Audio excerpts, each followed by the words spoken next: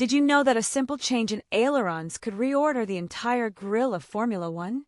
The new FIA regulation is forcing teams such as Red Bull, Ferrari, and McLaren to completely redesign their cars, and that could cost them the championship. What do you think? Does this benefit or harm Max Verstappen? Leave it to the comments. Why could this technical change be the biggest challenge for Verstappen throughout the season? Today we are going to analyze how the new flexibility tests imposed by the FIA for the front ailerons from the Spain Grand Prix are shaking the world of F1 and directly affecting Max Verstappen and Red Bull. To understand the magnitude of what is happening in Formula One before the Spain Grand Prix 2025, it is essential to place in the nucleus of the problem the new technical regulations imposed by the FIA specifically aimed at controlling the flexibility of the front wings.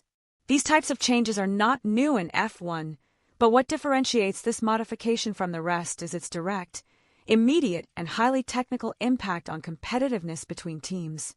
For years, ailerons have been subject to debate and suspicions because their design can significantly alter the balance of the car and the way it behaves on the track. Until recently, flexibility tests allowed some deformation, 15 millimeters under symmetrical load and up to 20 millimeters in asymmetric tests. This, although within the legality, offered a margin of maneuver for engineers who took advantage of every millimeter to improve aerodynamic flow without formally breaking the regulation. What triggered the change was a combination of factors. On the one hand, the constant complaints between teams, especially between Red Bull, Ferrari, and McLaren, where each one suspected that the other had found a way to make fun of the rules using components that behaved in a way in the static tests, but on another completely different moving. On the other hand, FIA itself acknowledged that it had underestimated the level of sophistication achieved by some shields in the use of advanced materials and structural design.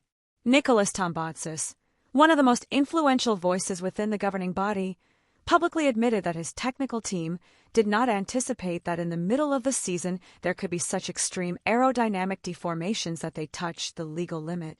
This is how, despite having declared in December 2024 that no changes would be made, that position was reversed just a few months later after carefully analyzing the images of cameras on the track and the measurements obtained with sensors during the sessions. From there, the FIA decided to act forcefully. The tests hardened significantly. Now, under the same load conditions, the maximum deformation is reduced to only 10 millimeters symmetrically and 15 millimeters in asymmetric conditions. In addition, the front flap test, which previously allowed a flexion of up to 5 millimeters, was restricted to 3 millimeters. It may seem a minor detail for those who are not familiar with the aerodynamic complexity of a Formula One car, but in technical terms, this is equivalent to completely redesign the front wing. No team can simply adjust what I already had. They must modify materials, geometries, and, above all, reinterpret the interaction between the wing, the car floor, and the side airflows. This initial context is key because it marks the beginning of a counter-relage race for all teams. Unlike other seasons where regulatory changes are announced well in advance, this decision came just weeks before the Grand Prix of Spain. That means that many teams did not have enough time to try the new components on the track, and everything has been developed through simulations, wind tunnels, and computational fluid dynamics models (CFD). While some, such as Red Bull, seem to have anticipated this regulatory turn, others such as Ferrari and Mercedes have opted for more conservative approaches, which could leave them at a disadvantage during the first races under this new regulation. And this is where the impact on the pilots begins to feel. A technical change in this caliber not only affects the design of the car, it also transforms the way each pilot must drive. The front wing directly influences the behavior of the front axle, which in turn affects curve entrance, tire wear, and the general stability of the car. A car with less flexion can feel more rigid, less predictable, and much more demanding, especially in circuits such as Barcelona, where the variability of technical curves, fast straight, and sectors with crosswind demands an almost perfect balance. Therefore, the current context is not only technical, but also strategic. The teams do not compete only with data and design, but also with fast decisions, adaptability, and of course, the ability of their pilots to extract the maximum of a car that is changing under their feet. In the days before the Spanish Grand Prix, the tension in the paddock has reached unusual levels. The measures of the team leaders contrast with the whispers in the halls of motorhomes and garages. The implementation of the new regulations has caused not only a wave of technical work counterrelage, but also a growing speculation about who really benefits and who is suffering in silence. And at the center of all this noise, as expected, is the name of Max Verstappen. Several media have suggested that within Red Bull not everything is harmony, and that, although publicly the team has shown confidence before the new restrictions, there is concern for how RB21 will behave in real race conditions with the new aerodynamic package. One of the most persistent rumors indicates that McLaren was the direct trigger for the new regulations, due to a system that supposedly worked as an unofficial version of a frontal DRS. This design, based on controlled flexions of the front wing at high speeds, would have offered Lando Norris a substantial advantage in urban circuits such as Monaco, where speed management in slow curves is critical. Red Bull, when detecting this advantage, would have pressed the FIA to take action on the matter with an immediate review of the regulation, although they had taken advantage of similar situations in previous seasons. This supposed double morals has raised criticism and generated an atmosphere of suspicion where each technical decision is now seen with magnifying glass. Another speculation line directly involves Ferrari, and in particular to the conservative position adopted by Frederic Vasseur. It is said that the Scuderia had a more advanced spoiler designed for the second half of the season, but that they decided not to introduce it yet for fear of violating the new deflection limits. This decision has been interpreted by some as a calculated movement to avoid sanctions, but has also left the vulnerable team against more aggressive rivals. The bad tongues say that in Maranello there is internal frustration, especially among engineers who worked months in an innovative design that, for now, will remain in the drawers. Mercedes, meanwhile, has also been subject to speculation. The replacement of its zero-keel suspension system has generated doubts about whether it was a direct answer to the new tests or if it was already planned before. Some observers believe that the change was not voluntary, but an emergency correction due to structural problems that were aggravated with the entry into force of the new aerodynamic demands. Although the team has tried to transmit tranquility, it is rumored that in the simulations prior to the Grand Prix of Spain, the times by return were not as promising as expected, which could translate into a loss of key positions during the classification. In the heart of this network of rumors is the role of the FIA and its way of applying the rules. Several minor teams have suggested unofficially that there is an unequal treatment when it comes to validating the legality of certain components. Although there are no formal evidence, there are those who point out that Red Bull innovations with materials such as ceramic fiber could be navigating dangerously close to the edge of what is allowed. There has been even a possible protest if the RB21 shows a significantly higher performance in the sectors most affected by the new regulation, such as the slow curves of the Circuit de Catalunya. A theory has also emerged that involves material suppliers. According to paddock sources, some teams would have received defective lots of carbon compounds, which would have compromised the structural rigidity of the new spoiler. This, added to the extremely short deadlines to redesign and test the new pieces, would have left several teams improvising with temporary solutions that do not offer consistent performance guarantees. If this is confirmed, it would not be strange to see mechanical failures or unusual abandonments during the Barcelona race, which would add a new level of unpredictability to a complex season. And in the midst of all this panorama full of uncertainty, the question that everyone is asked is whether Verstappen and Red Bull are really as prepared as they say. It is true that Max has declared feeling comfortable with the car, but it is also known that his public statements are usually carefully measured not to reveal too much. Behind the scene, there are those who claim that the Dutch has spent additional hours in simulators since the implementation of the new rules, which could indicate that the car is not as predictable as in the previous careers. Some reports suggest that the aerodynamic balance of RB21 has moved slightly to the rear axle, which could alter the way Max manages braking in curve entry, two of its greatest strengths. All this generates a climate of expectations, speculations, and technical tension that is reflected not only in numbers, but also in the body language of the protagonists. The gestures, the pauses in the interviews, the meetings behind closed doors, and the extra tests in the free training are signs that what is coming is not simply one more race. The current situation represents a fire test for both engineers and pilots, and, above all, for the ability of each team to adapt under pressure. It feels more consistent, especially in strong braking, where the additional rigidity of the new spoiler has eliminated certain vibrations that affected precision in curve inputs. According to the internal sources of the team, Verstappen has dedicated more time than usual to reviewing technical data with engineers, not because the car has lost competitiveness, but because the new configuration requires a slightly different pilot style.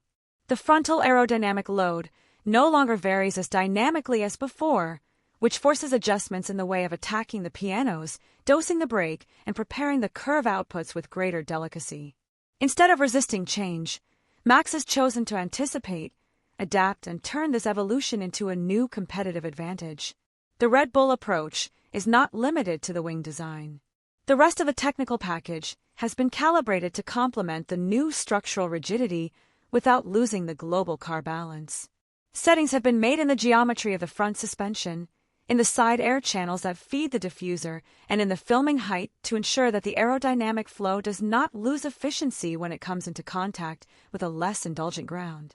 All this responds to a philosophy that has been implemented in Milton Keynes for years. Each component must interact as part of an integral system, where a modification on the front wing has consequences in at least 5 different areas of the car. That is the difference between a reactive and a proactive team. While some are still evaluating the damage of the new standards, Red Bull has already rebuilt their main weapon. However, not everything is certainty. Despite the optimism that is breathed on the surface, internally the team knows that there are risks. One of the main ones is that, when operating so close to the regulatory limit, any stricter review by the FIA could invalidate part of the system or force new modifications. In addition, although ceramic material offers obvious advantages in stiffness, its behavior under prolonged stress is not completely proven in real career conditions. There is a small margin of doubt about how the spoiler will react in long batches, especially if combined with external factors, such as extreme temperatures or a slight contact with another car. Red Bull has taken a calculated bet, yes, but it is still a bet, and in a season as tight as the current one, any detail can make the difference between a dominant victory and an uphill race. Therefore, the figure of Verstappen is once again, not only is the most constant pilot in terms of results, but also the most methodical when interpreting technical changes. Their ability to adapt to new sensations of the car, translate them into technical language, and collaborate directly in development has made it an extension of the engineering team within the cockpit.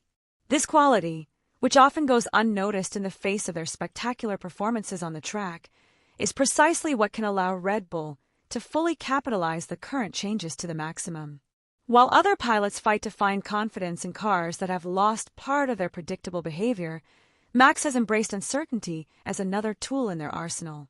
When a technical modification impacts the aerodynamic heart of a Formula One car, the consequences may be deeper and more durable than what is perceived at first glance. In this case, the hardening of flexibility tests by the FIA not only represents a change in the construction of the front wing, it is a direct blow to the design philosophy of several teams and can cause a domino effect that extends throughout the rest of the season. The way cars behave on the track will change, and that will affect the management of tires to career strategies. Each 10th loss due to a loss of aerodynamic efficiency can mean classification positions, errors in traffic conditions, and overtaking opportunities that will simply be available. One of the most immediate and visible effects will be the redistribution of forces in the balance of the car. The most rigid ailerons modify the way the airflow is directed towards the pontoons, the diffuser, and the soil. This means that engineers will have to readjust not only the total aerodynamic load, but also how and where that load is generated.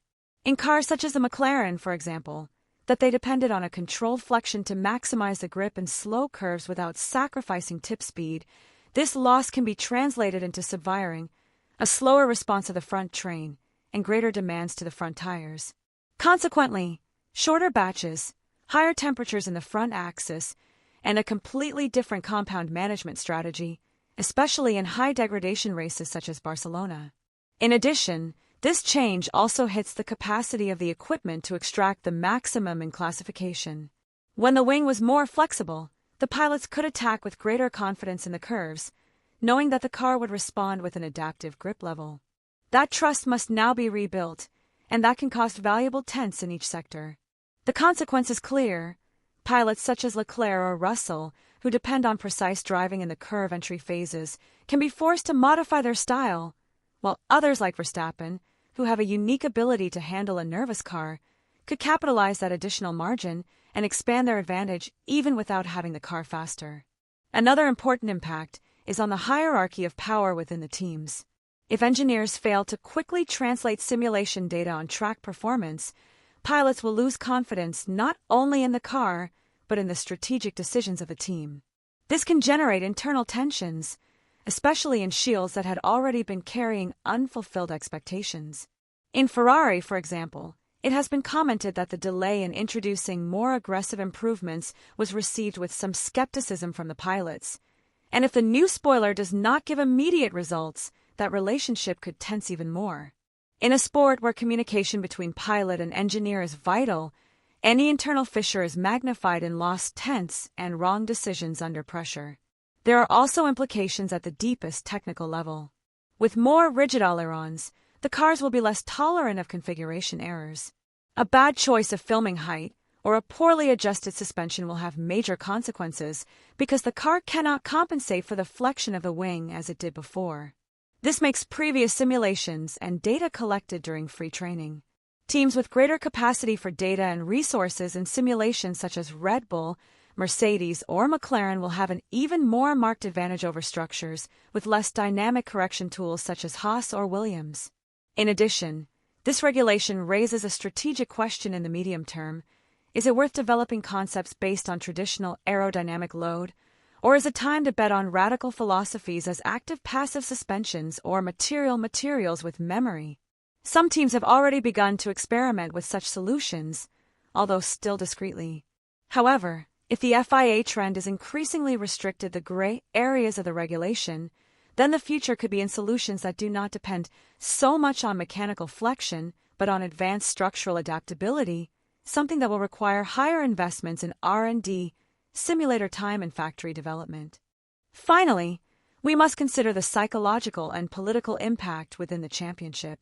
If Red Bull maintains its domain despite the changes, the rest of the teams could press the FIA for an even stricter review of the regulation.